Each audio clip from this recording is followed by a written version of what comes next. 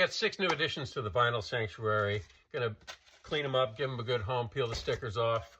Last week I was talking about Kev Darge, his funk collections. He's a Scottish DJ from the 80s who used to spin Northern Soul, but then switched by the early 80s and started spinning what he called deep funk, which is American funk, anything that's not Sly and the Family Stone, Parliament, James Brown, the more obscure stuff. And some of these artists were so obscure that they didn't release full-length albums, they only released 45. So this is really, it's vintage funk and it's top shelf compilations. Kev Darge Volume 2, I think this is Volume 2, yes, Volume 2, and Volume 3. You might remember a couple of weeks ago, I picked up Volume 1 and I said, I realized there were 2 other volumes and I'd be getting them soon. Well, here they are. And, I've got a lot of funk compilations because they're great. But these 2 really stand out as extra special. So if you're looking for a funk compilation, Kev Darge, Legendary Deep Funk, Volume 1, 2, and 3. 1 and 2 came out in 1997, and 3 came out in 1999. And also a funk compilation, Breakdown, Volume 2, Funk, Soul, Groove, and Grind, Volume 2. I'm pretty excited to get this because back in 1993, I bought this in the West Village on St. Mark Street, and it's kind of been one of my favorite funk compilations, probably because of emotional reasons. It was one of my first, from years ago, and I still go back to it. I got to tell you, on side 1, Ain't No Greens in Harlem by the Vibrations. Check that out. It's a fantastic cut. The Vegetable Man's on strike, so there ain't no greens in Harlem. So this whole time I didn't know there was Volume 2, and finally when I was searching for the Kev Darge's Deep Funk comps, I found this Breakdown Volume 2. How exciting. That's how record collecting works. So, like I said, both came out in 93, and between the 2, these are some of the finest funk compilations you could hope to own.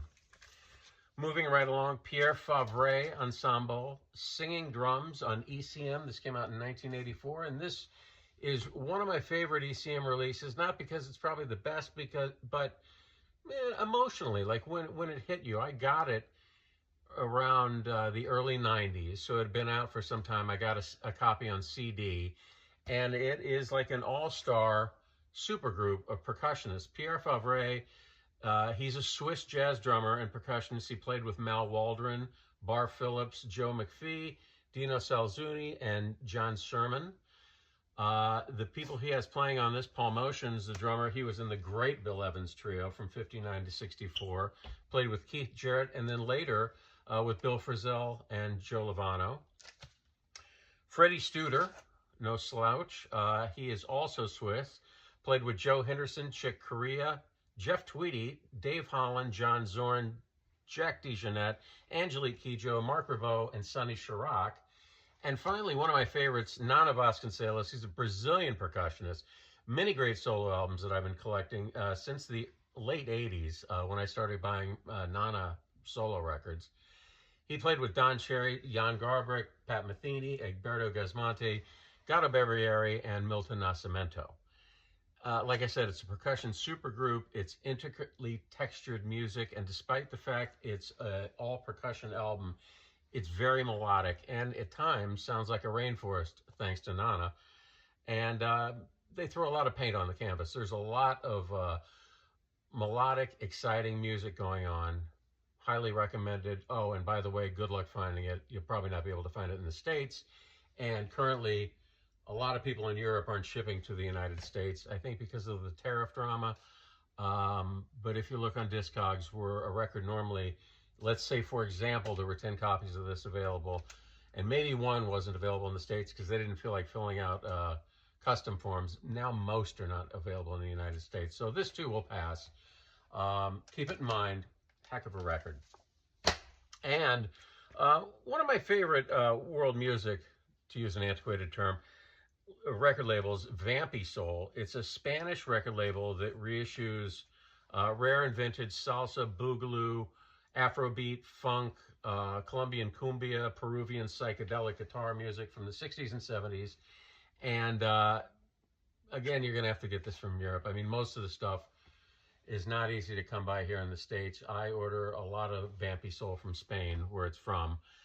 This album, fantastic. Los Zeros, Psychedelic Cumbia Party. It's early 70s cumbia rhythms with surf guitar. It's a blast. And, you know, not that you should buy it just because it's a pretty record. Look at that, huh? Nice. And the second vampisoul record I got, a guy named Ranil, who I don't know. I bought this because it's on vampisoul, and I read about it, and it sounded fantastic. This is a compilation of his late 70s stuff. He put out many records. And vampisoul's blurb says it's jungle rich. It's a jungle rich sound. It's kind of fusion rock with psychedelic cumbia, Amazonian folk, salsa, and mambo. And mostly, if not all, instrumental. I think either this album or the Los Zeros is instrumental except for the last cut on each side. Instrumental except for the last cut on each side. One of them, I forget which. So most of it's instrumental on both of them. Let's just assume that. And both are well worth searching out. And you can hear them online if you don't believe me. That's it.